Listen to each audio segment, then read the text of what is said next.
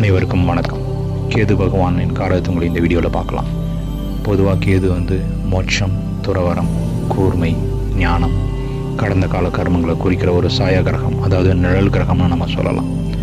உடம்புல இவர் எதை குறிக்கிறாருன்னா, முழங்காலுக்கு கீழே உள்ள பகுதி, பாதங்கள், நரம்பு மண்டலம், அறியப்படாத காயம், ஊசி அல்லது கூர்மையான பொருளால் ஏற்படுற காயங்கள், முடக்கம், உடம்பு உறுப்புகள் எதுவும் செயல்படாமல் போகிறது, தீராத வலி, சிறுநீரக கோளாறுகள், புண்கள், ஆறாத காயங்கள், முடி உதிர்றது, வழுக்கை ஏற்படுறது, அகங்காரமற்ற நிலை, ஆன்மீக நிலை, விஷக்கடி, கூர்மையான வலி, முதுகுத்தண்டு, அதிர்ச்சி வைத்தியம், திடீர் அறுவை சிகிச்சை, அலர்ஜிஸ், பற்கள், ஈறுகள், உடல் மெலிவு, காதல் பிரச்சனை, காது தொடர்பான கோளாறுகள், உடலில் உள்ள பழைய தழும்புகள், மச்சங்கள், இதெல்லாம் அவர் குறிப்பிடுறார்.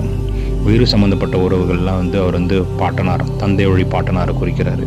துறவிகள், ஞானிகள், மருத்துவர்கள், குறிப்பாக சர்ஜன்ஸ், அறுவை சிகிச்சை நிபுணர்கள், ஏன்னா கூர்மையான ஆயுதங்களை யூஸ் பண்ணுறதுனால, மந்திரவாதி, ஆவி, ஞான போதகர், சிஷ்யர்கள், ஞான சிஷ்யர்கள், வேட்டக்காரங்க, யோகிகள், இரண்டாம் மனைவி, குழப்பவாதிகள், வெளிநாட்டு உறவுகள், தன்னை துறந்தவர், ஆராய்ச்சியாளர், குறைபாடு உள்ளவர், ஆன்மீகவாதி, சித்தர்கள், இவங்களெல்லாம் அவர் குறிப்பிட்றார். உயிரற்ற காரகத்தில் பயன்லாம் பார்த்தா மோட்சம், பிறப்பு இறப்பு சுழற்சியிலேருந்து விடுவிக்கிறதுக்கு கேதுவோட பவர் கண்டிப்பாக வேணும்.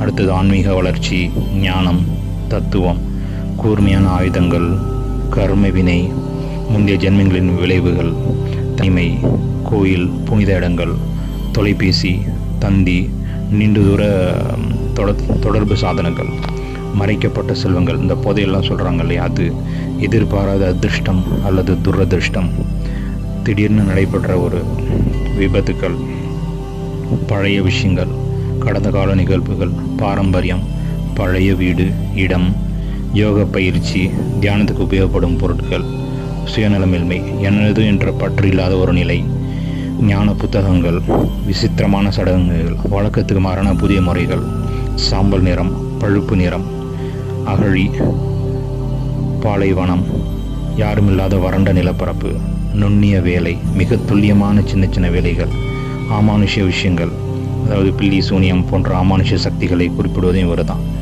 இதுதான் அவருடைய முக்கியமான காரகத்துவங்கள்.